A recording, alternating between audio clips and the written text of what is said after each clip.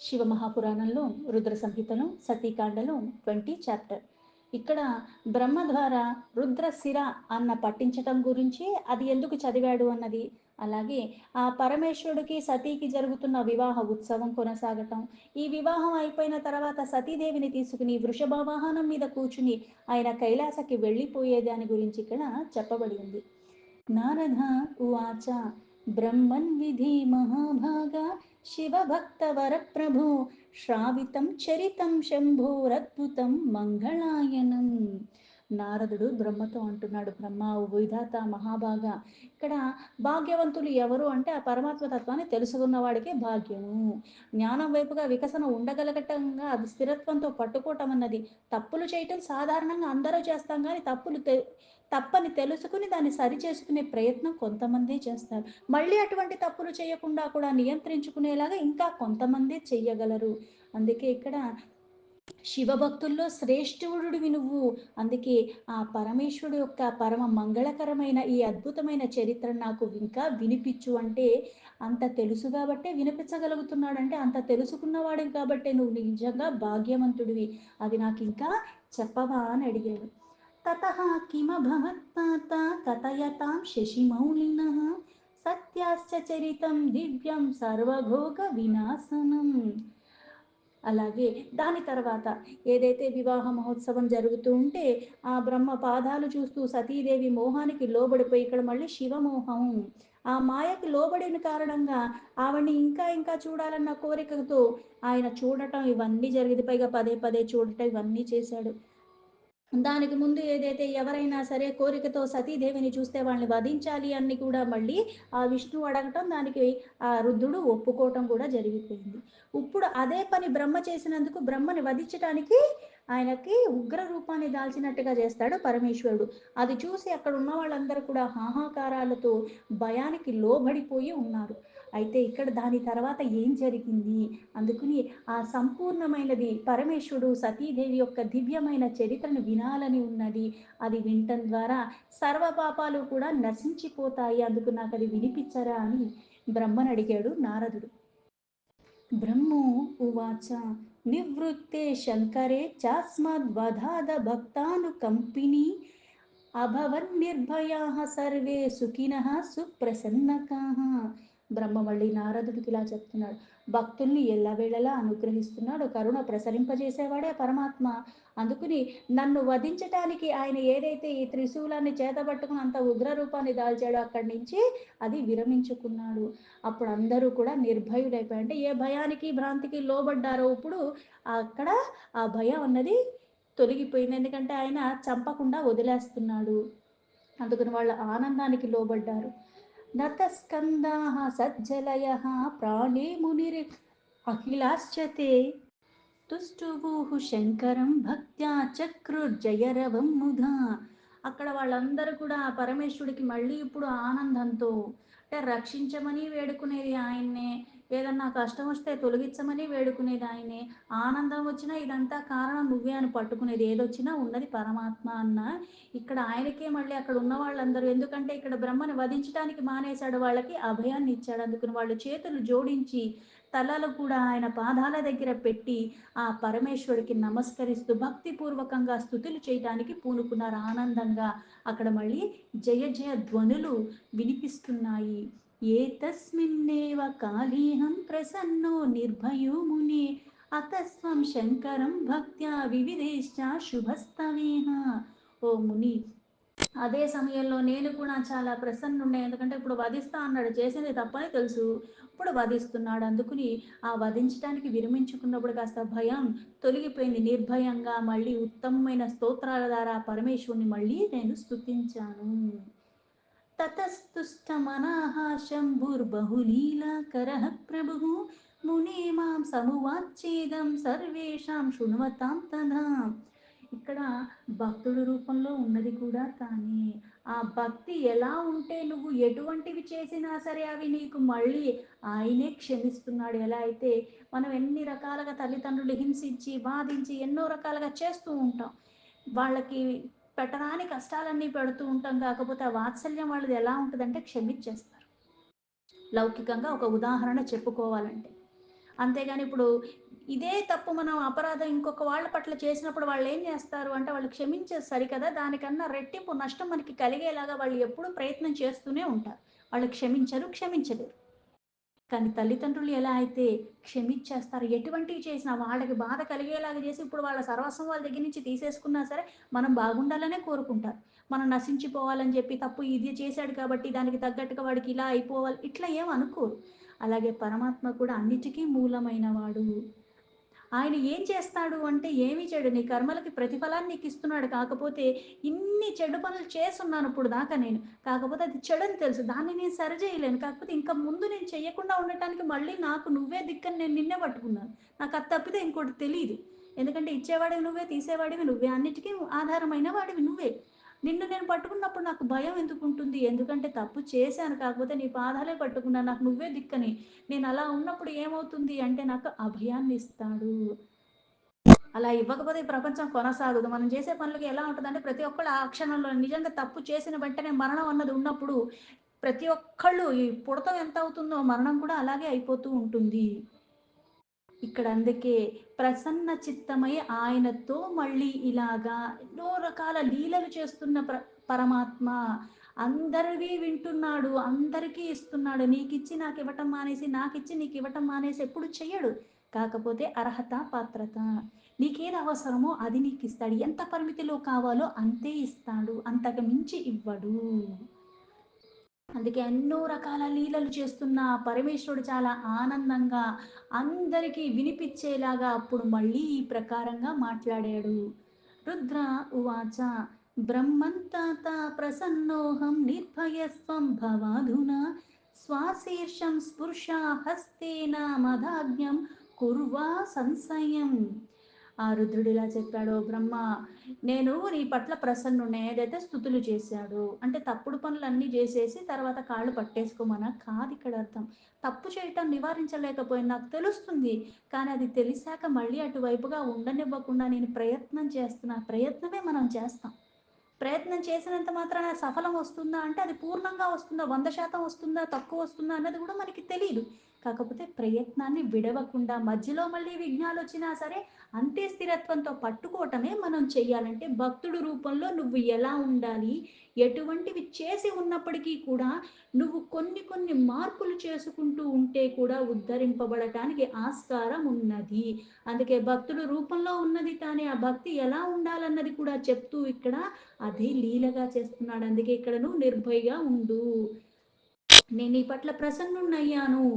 అందుకే నువ్వు నీ చేతిని తీసుకుని నీ నెత్తి మీద పెట్టుకుని స్పర్శించుకో అని చెప్పాడు. ఇంకా సంశయాలన్నీ అనుమానాలన్నీ పక్కకు పెట్టేసి నా ఆజ్ఞ అంటే నేను ఏం చెప్తున్నానో దానికి తగ్గట్టుగా నువ్వు ప్రవర్తించు అని చెప్పాడు. అంటే బ్రహ్మ చేతినే బ్రహ్మ ఒక్క శిరస్సు మీద పెట్టుకోమన్నాడు. బ్రహ్మో ఉవాచ ఇత్యాకార్య వచః శంభోర్బహులీలా కృతః ప్రభోః స్పృశాన్ స్వంకం తథా భూత్వా ప్రాణం వృషభధ్వజం.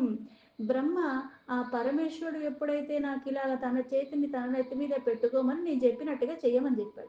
ఎన్నో లీలలు చేసే ఆ పరమేశ్వరుడు ఆ మాటలు విని నేను వెంటనే నా చెయ్యిని తీసుకుని నా శిరస్సుని స్పర్శించాను. ఈ అంటే ఇప్పుడు ఒక చెయ్య నెత్తి మీద ఉంది. ఇలా స్పర్శిస్తూనే ఆయనకి నమస్కరించాను.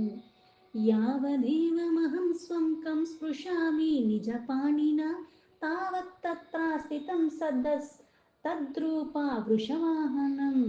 నేను ఎప్పుడైతే ఆ చెయ్యని తీసుకుని నెత్తి మీద పెట్టుకుని స్పర్శించుకున్నానో అదే క్షణంలో అక్కడ వృషభ వాహనం మీద ఉన్న ఆ పరమేశ్వరుని చూస్తూ ఇలా చెయ్యి ఎప్పుడైతే పెట్టుకున్నాడో వెంటనే ఆ వృషభ వాహన రూపంలోనే నేను కూడా ఉన్నాను.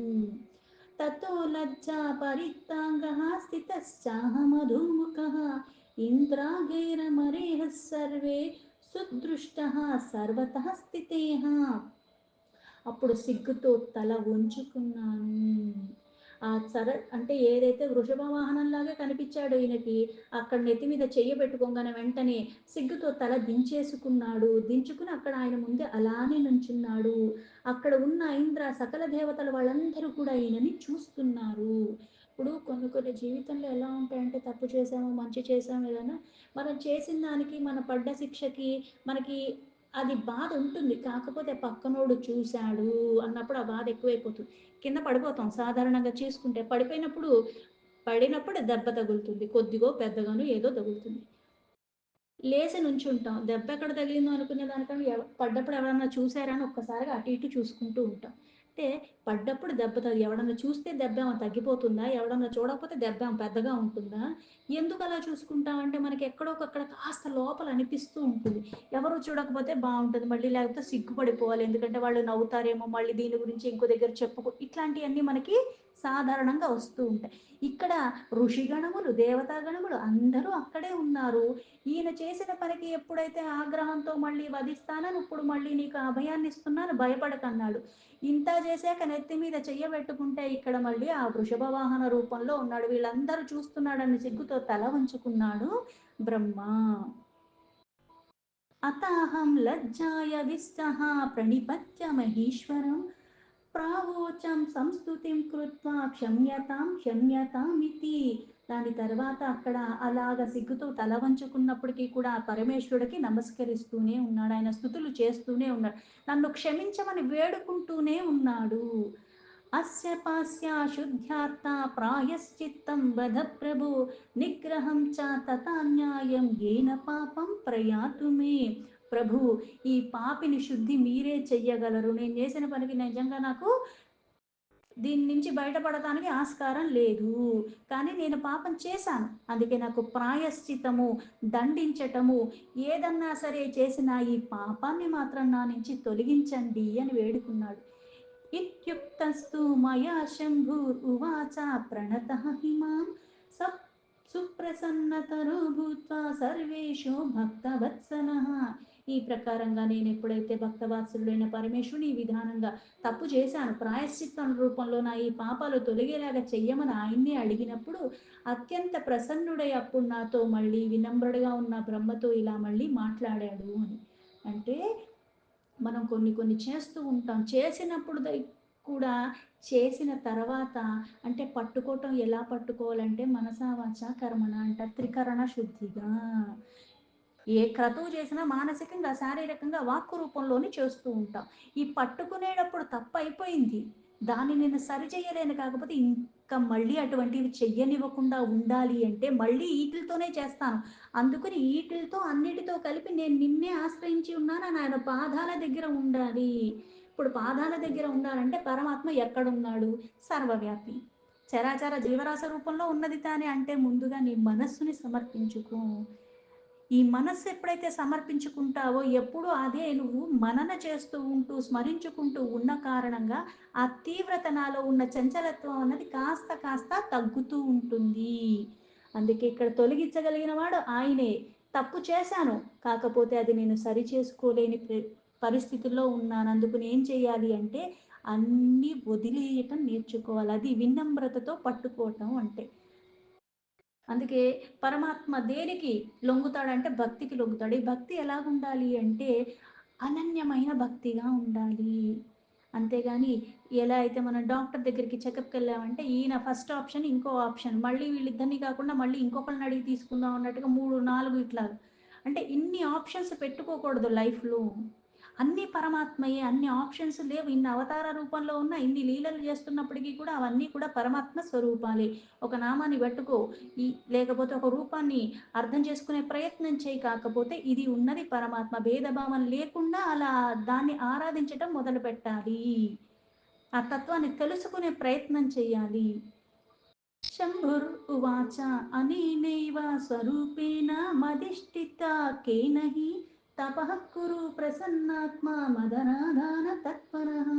ఆ పరమేశ్వరుడు మళ్ళీ బ్రహ్మతో ఇలా చెప్పాడంటే ఇక్కడ నాతో అధిష్ఠితమైన ఈ రూపం అంటే ఏదైతే ఆయనకి వాహనంలా కడిగి ఆయన మీద ఆ వాహనం మీద పరమేశ్వరుడు కూర్చుని ఉంటాడు. అందుకుని ఆ రూపాన్ని పొందావు. అందుకని ప్రసన్నమైన మనస్సుతో దాన్ని ఆరాధన చెయ్యి. లగ్నం చేసి అక్కడ ఉండి తపస్సు చేసుకో అన్నాడు. ఖ్యాతిం యాస్యసి సర్వత్ర నామ్నా రుద్ర శిరః సాధకః సర్వకృత్యానాం తేజోవాజం ద్విజన్మనాం. ఈ భూమి మీద సర్వత్రా రుద్రశిర నామతో ఇది ప్రసిద్ధి చెందుతూ ఉంటుంది. తేజస్వి అయిన బ్రహ్మ ఇక్కడ అన్ని కార్యాలు సిద్ధి ఇది చేస్తుంది. అంటే ఇక్కడ భూమి మీద రుద్రశిర అన్న నామంతో ప్రసిద్ధికెక్కి ఇది తేజస్వి అంటే ఇక్కడ సకల కార్యాలు సిద్ధి నీకు కలిగేలాగా ఇది చేస్తుంది. మనుష్యానామిదం కృత్యం యస్మాద్వీర్యం త్వయాధునా తస్మాత్ త్వం మానుషో భూత్వా విచరిష్యసి భూతలే. అలాగే ఇక్కడ సకల సిద్ధి అంటే ఒక కార్యసిద్ధి ఎప్పుడు జరుగుతుంది అంటే విఘ్నాలు వచ్చినా సరే ఇక్కడ విరామం లేకుండా అలాగే కొనసాగిస్తూ వెళ్ళిపోతేనే సిద్ధి లభిస్తుంది. మధ్యలో వదిలేస్తే ఎక్కడో సిద్ధి వస్తుంది. అలాగే ఇక్కడ ఏ కోరికతో అయినా నువ్వు ఉన్నప్పుడు అన్నీ మన వశం అయిపోతాయి. అంటే ఇక్కడ సిద్ధి లభించడం అంటే అన్నీ మన వశంలో ఉండటము. అందుకే వీర్యం అంటే ఇక్కడ వీరత్వం వీర్య ప్రాప్తి అంటే విజయాలు సంతరిస్తాయి. అందుకే ఇక్కడ మనుష్యులు ఈ మనిషిలాగా భూమి మీద నువ్వు కూడా ఉండి నువ్వు విచరణ చేస్తావు అంటే ఇక్కడ భూమి మీద జన్మిస్తావు అంటే ఇక్కడ మళ్ళీ ఇంకో అవతార రూపంలో ఇక్కడ బ్రహ్మ అయినా విష్ణువు అయినా పరమేశ్వరుడైనా ఆ పరమేశ్వరుడు యొక్క అంశలే. ఆ పరమేశ్వరుడే త్రిమూర్తుల్లాగా ఉండి ఆ కార్యాలు చేస్తూ లీలలు చేస్తూ ఉన్నాడు. దీనికి దానికి భేదం ఉన్నట్టుగా ఇప్పుడు మళ్ళీ ఈయన నుంచి ఇంకో అవతారం మళ్ళీ ఉద్భవిస్తుందని చెప్పడానికి ఇంత లీల. అందుకుని నువ్వు మనుష్య రూపంలో ఉద్భవిస్తావు. ఈ మనుష్య రూపంలో ఉండి భూమి మీద నువ్వు సంచరిస్తావు అని. యస్త్వాం చానేన రూపేణ దృష్ట్వా కో విచరిష్యతి కిమేధత్ బ్రహ్మణో ముగ్నా వదన్నితి పురాంతకః. ఈ ప్రకారంగా అంటే ఏ రూపాన్నైతే చూసి నువ్వు ఇక్కడ నెత్తి మీద పెట్టుకుని పెట్టుకోగానే ఏమైంది ఆ రూపమే అనికి లభించింది. అందుకని ఇక్కడ ఏ రూపాన్ని చూసి ఇలా ఎలా అయిపోయింది బ్రహ్మ నెత్తి మీద చెయ్యబెట్టుకోగానే ఇక్కడ ఎలా ఆ రూపం మళ్ళీ వచ్చింది భూమి మీద మళ్ళీ అదే రూపంతో ఎలా నేను తిరగగలను అని. తతస్తే చేష్టితం సర్వం కౌతుకాంచోషయతీతియః పరధార కృతాయ త్యాగన్ముక్తిం సత్య సాయాస్యతి. భూమి మీద నువ్వు అలాగా ఉద్భవించి తిరుగుతూ ఉన్నప్పుడు ఎవరైనా నిన్ను చూసి ఏంటి ఇలా అంటే ఇక్కడ ఆ నెత్తి మీద అంటే ఇక్కడ బ్రహ్మ యొక్క నెత్తి మీద ఆ పరమేశ్వరుడు ఉన్నాడు ఏంటి అని అందరూ అది చూసి ఆశ్చర్యంగా అంటున్నప్పుడు పరమేశ్వరుడు అని నువ్వు చెప్పాలి. అలాగే ఎవరైతే పరాయ స్త్రీ నిమిత్తంలో ఇలాగా కోరికతో ఉండి అలా వేరే భావనతో చూస్తారో అటువంటి క్రతువులు చేసిన వాళ్ళు కూడా ఈ కథను వినటం ద్వారా వాళ్ళకి ఆ పాపాల నుంచి ముక్తి అంటే ఇప్పుడు ఈ రూపం ఎందుకు వచ్చిందంటే ఆ పాపం చేసి ఇక్కడ ఎక్కడైనా సరే అందుకే మనకి కొన్ని కొన్ని పురాణాల్లో పాపాలు కూడా చాలా రాస్తారు. ఎట్లా అంటే దేనితో చేసావో ఒక కర్మ పాపము దానికే శిక్ష పడుతుంది. కంటితో చేస్తే కంటికి, చేతితో చేస్తే చేస్తాను చేతికి, నోటితో చేస్తే నోటికి, ఇట్లా మనకి దేనితో అయితే చేస్తున్నావో దానికి పడుతుంది అని చెప్తారు. ఇక్కడ కూడా ఎలా అయితే మానవులు వికారాలకి లోబడి ఎలా అయితే అవుతుందో అలాగే నువ్వు కూడా చేసిన కారణంగా మానవ జన్మ తీసుకుంటావు అని చెప్పి అయితే ఇక్కడ మళ్ళీ అక్కడ జన్మ తీసుకుని విహరించేటప్పుడు కూడా ఎవరైతే కూడా ఇది చూసి ఏంటిది అని దీని నిమిత్తంగా ఎవరైతే మళ్ళీ అడుగుతారో ఇది పరమేశ్వరుడని నువ్వు చెప్పటము దాని ద్వారా కొన్ని పాపాలు ఎవరైతే చెయ్యరానివి చేసి ఉంటారో ఇది వినటం ద్వారా వాళ్ళకు కూడా పాపాల నుంచి త్వరగా ముక్తి లభిస్తుంది. అందుకే కొన్ని వినినా చూసినా చేసినా ఎందుకు పాపాల నుంచి మనకి విముక్తి కలుగుతుంది అంటే పైగా ఈ సంపూర్ణమైన అంటే ఎందుకు ఇలా జరిగింది ఇప్పుడు ఏదైనా సరే ఇప్పుడు కొన్ని కొన్ని జరిగిన దానికి శిక్ష తీవ్రత బట్టి ఏమవుతుందంటే ఏది చేస్తే ఆ శిక్ష పడిందో అని తెలిసిన తర్వాత అటువంటి చేయటానికి నేను మళ్ళీ సాహసించను. ఇప్పుడు నా జన్మలోనే అన్నీ నేనే అనుభవించుకోవాలి కాబట్టి నేనే అన్నీ చేసి తర్వాత ఏమవుతుందో ప్రతిఫలం అప్పుడు చూసుకుని అప్పుడు తెలుసుకుంటానంటే ఈ జన్మ సరిపోదు. మనం ఒక పరిమితి కాలానికి వచ్చాం. ఈ పురాణ ఇతిహాస గాథల రూపంలో చెప్పింది ఏంటంటే మనిషి మనిషిలాగా బ్రతకాలి. ఈ మనిషి మనిషిలాగా బ్రతకటంలో కూడా ధర్మబద్ధమైన జీవితాన్ని గడపాలి. ఇంకో జీవిని దేన్ని బాధించకుండా ఉంటూ ఈ జీవితాన్ని నేను సార్థకం చేసుకునే విధానంగా నా జీవితం ఉండాలి.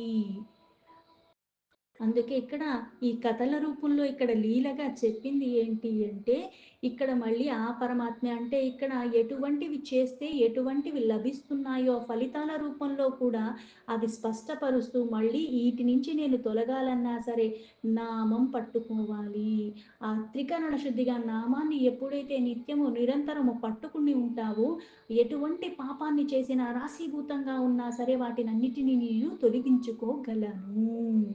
కాకపోతే తొలగించుకోవాలనే తపన నీలో ఉంటేనే పోతది. కాశీ దాకా వెళ్తాను గానీ, అక్కడ కాశీలో నీళ్లు నా నెత్తి మీద పోసుకున్నా, పోసుకోకపోయినా భావన ఇది భక్తి భావంతో నన్నిక్కడి దాకా తీసుకురాగలిగిన వాడు పరమాత్మ. ఇక్కడ మళ్ళీ ఈ భాగ్యాన్ని ఇచ్చినవాడు పరమాత్మ అని లేకుండా నా దగ్గర బోలెడు డబ్బులున్నాయి కాబట్టి నేను ఎక్కడికన్నా వెళ్ళగలను. ఇదొక లెక్క. పైగా దాని విశేషాన్ని, దాని తత్వాన్ని అర్థం చేసుకుండా అక్కడి దాకా ఎళ్లి కూడా ఏదో పిచ్చాపాటి పనుల కోసం వెళ్ళినట్టుగా, ఏదో విహారయాత్ర చేసినట్టుగా వెళ్ళి వచ్చేసేవాడికి ఈ జన్మకి విముక్తి కలగదు. ఆ పాపరాశి పెంచుకుంటాను చెప్తా. అందుకే పుణ్యప్రదమైన ప్రదేశాలకెళ్తే పుణ్యం వస్తుంది. కాకపోతే అక్కడ నేను పుణ్యప్రదంగా ఉంటే ఆ పుణ్యానికి ఒక అర్థం ఉంది. అక్కడికెళ్ళి కొద్దిగా స్వల్పంగా పాపం చేసినా దానికి రెట్టింపు వస్తుందని కూడా అవి కూడా చెప్తారు. అంటే ఎక్కడికి వెళ్ళావు? దేశకాల పరిస్థితులకి అనుగుణంగా అని చెప్పినట్టుగా ఆ ప్రదేశం బట్టి, ఆ పరిస్థితులు బట్టి నువ్వు వ్యవహరించటం నేర్చుకో. వ్యవహరించటం నేర్చుకో అని మళ్ళీ దుష్టుల సాంగత్యం చేయొద్దని చెప్పారు. దుష్కర్మల వైపు మక్కువ చూపించకని చెప్పారు. అంతేగాని అక్కడికెళ్ళి వాళ్ళందరూ అవే చేస్తున్నారుగా నేను అదే చేస్తాను ఇక్కడ పరిస్థితికి అనుగుణంగా అని మళ్ళీ మాట్లాడమని చెప్పలే. విచక్షణతో నడుచుకోమని, వివేకాన్ని పెంచుకోమని, జ్ఞానాన్ని ఆధారం చేసుకోమని, అజ్ఞానాన్ని తొలగించుకునే ప్రయత్నం చెయ్యమని మనకి చెప్పారు. అప్పుడు మన జీవితం అన్నది సార్థకం అవుతుంది. అందుకే ఈ నిమిత్తమై అంటే పరాయి స్త్రీ అన్నది నీకు అందుకే తల్లితో సమానము. పరాయి అంటే నీది కానిది ఏది నీది కాదు. నీకేదైతే ఉందో అది నీకు ఇచ్చాడు దేవుడు. దాంతో తృప్తి చెందటం నేర్చుకో. అది వస్తువైనా, స్త్రీ అయినా, ఏదైనా సరే.